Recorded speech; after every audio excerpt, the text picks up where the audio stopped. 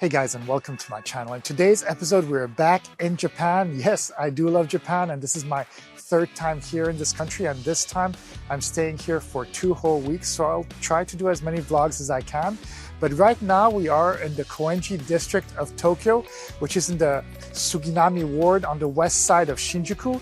And this area is really interesting because it's largely unaffected by the housing boom of the 1980s, where they built quite a few really big high-rise buildings here in Tokyo. So a lot of the streets are much more older looking, much more authentic. It's much less touristic than other areas. So yeah, I'm really excited to discover this place, discover the cool shopping streets, discover what there is to discover in this area, because I know there's quite a few older temples too. So yeah, without any further ado, let's explore.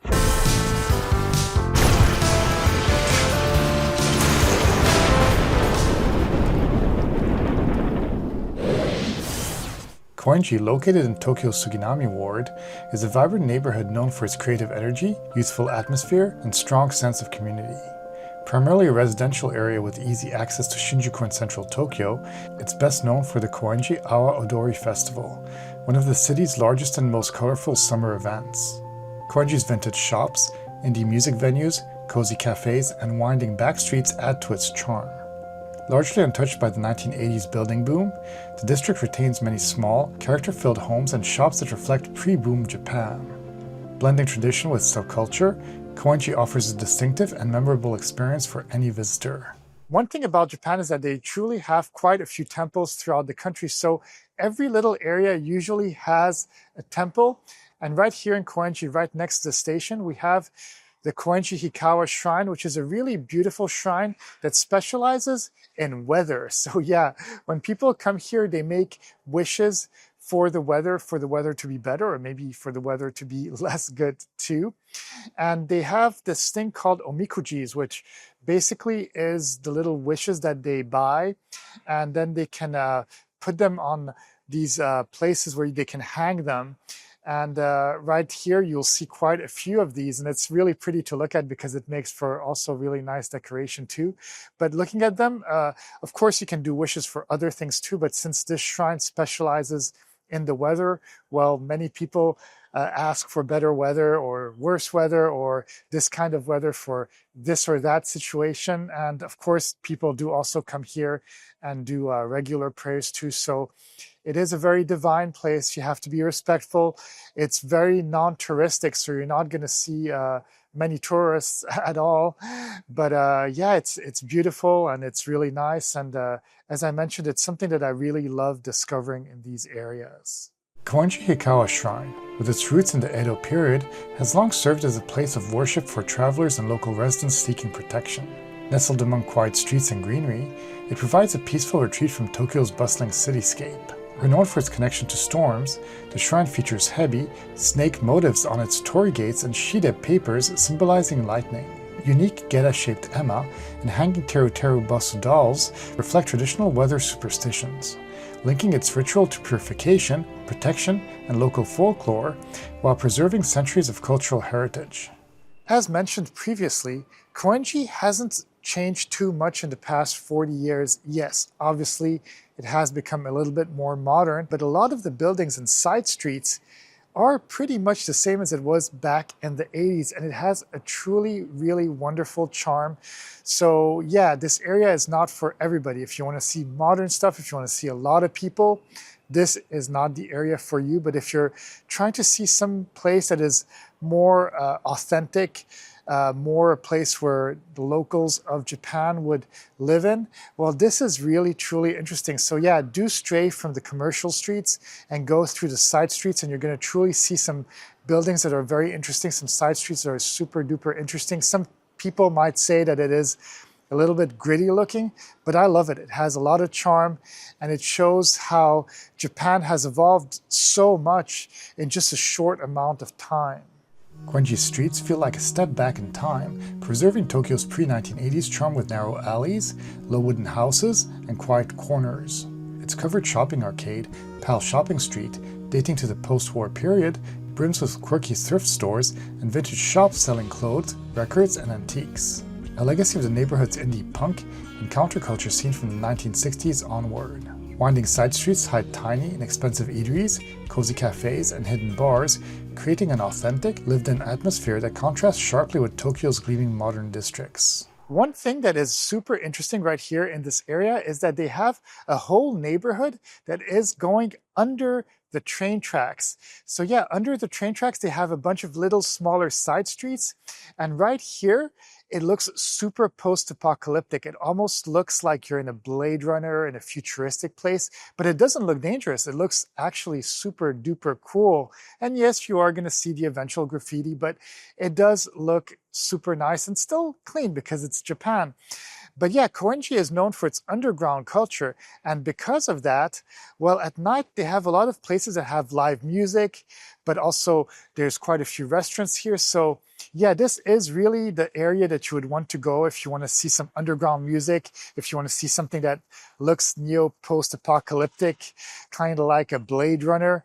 And yeah, as I said, it's not dangerous, it's cool, and it makes for seeing a sort of different kind of Japan. Beneath Koenji's train tracks lie narrow, winding streets that feel post-apocalyptic yet remarkably clean, filled with underground commercial spaces that seem to stretch endlessly.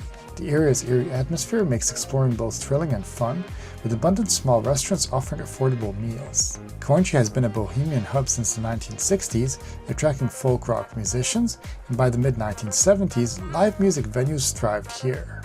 Indie bands playing folk, psychedelic, and punk helped cement its reputation as a creative, counterculture neighborhood. Koenji is really known for its shopping district. It's Shotengai in Japanese. But this is an old style of shopping district. Yes, they do have quite a few thrift stores right here in this area. And they can be found kind of in a lot of the smaller streets when you're just wandering around. And of course, in the Shotengai main shopping street. But right here, we also have a covered shopping area that is really, really interesting because it sort of has this neo-post-apocalyptic vibe, sort of a Blade Runner vibe to it.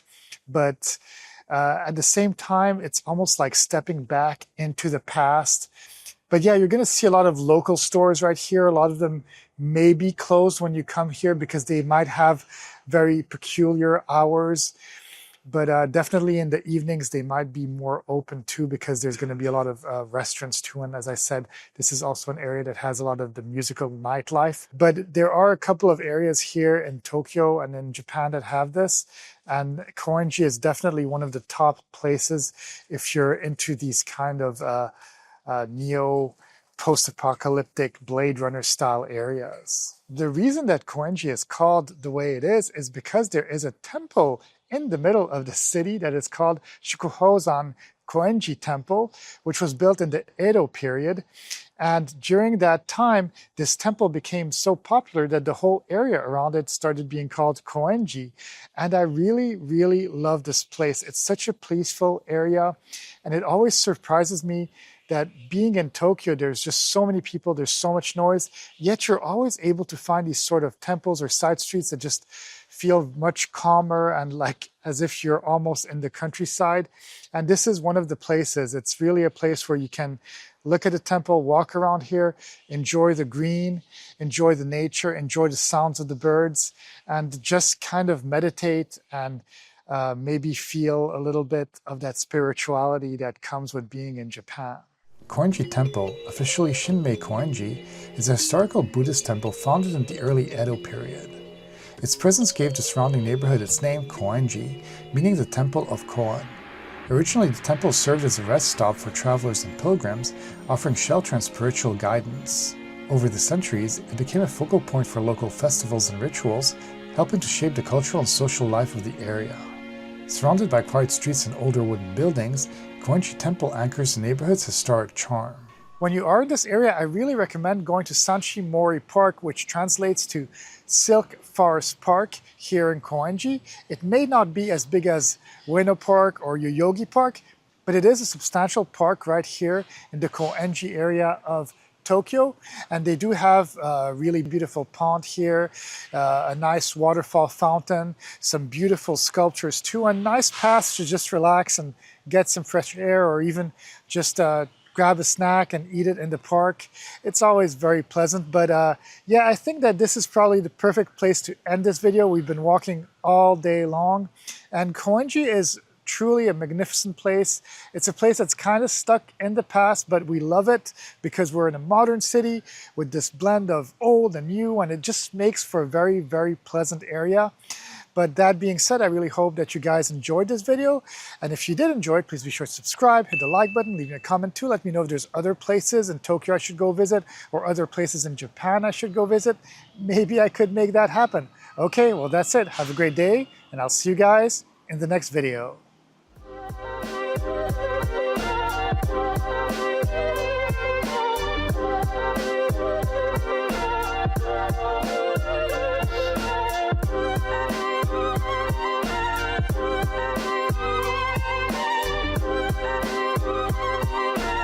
right back.